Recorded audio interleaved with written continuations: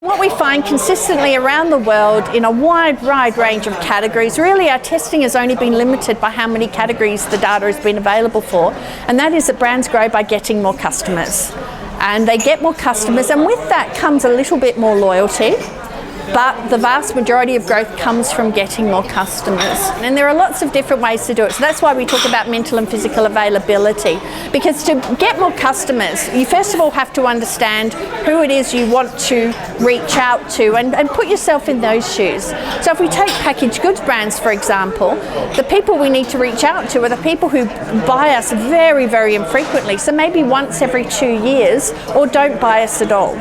So we have to understand what's going on in their heads about our brand, and the answer is quite startlingly not much. So it's people who don't buy the brand, don't buy it because they have a reason why they don't buy it, they just don't buy it.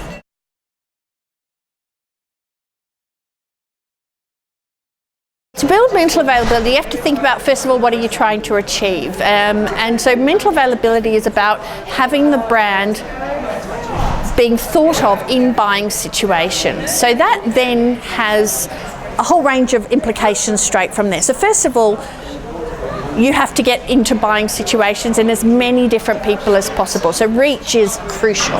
I can't overstate how important reach is to building mental availability. Without it, everything else is going to have less of an effect.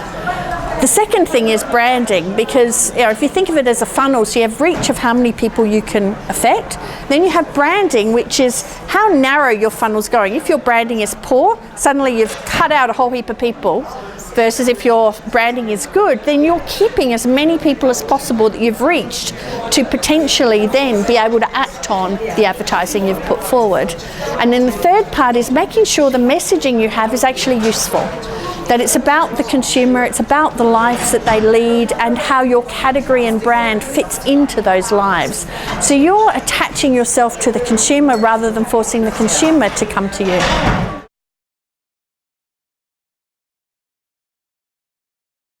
Well, physical availability is about being easy to find and buy, and it's so often the problem with physical availability is people just think it's about distribution. Distribution's only the first part. It's similar to what reach is actually for mental availability. It's a necessary but not sufficient condition to build physical availability. To build physical availability, you not only need to be in the right places, you need to be seen in the right places, you need to be visible, and you need to have something that someone can easily buy for whatever context that they're in. And then we have days, where we're willing to spend a lot of money on a category where we don't have a lot, so we want the cheapest thing option. We have days where we want something that looks pretty, where we want something really functional. We have days we want a big pack, we want a small pack. We need to make sure that you've got something that fits into that. And the third thing is you need to stand out. You need to be out there so that you're easy to find, and because most people buy multiple brands, if you're not easy to find, they'll just go to a competitor.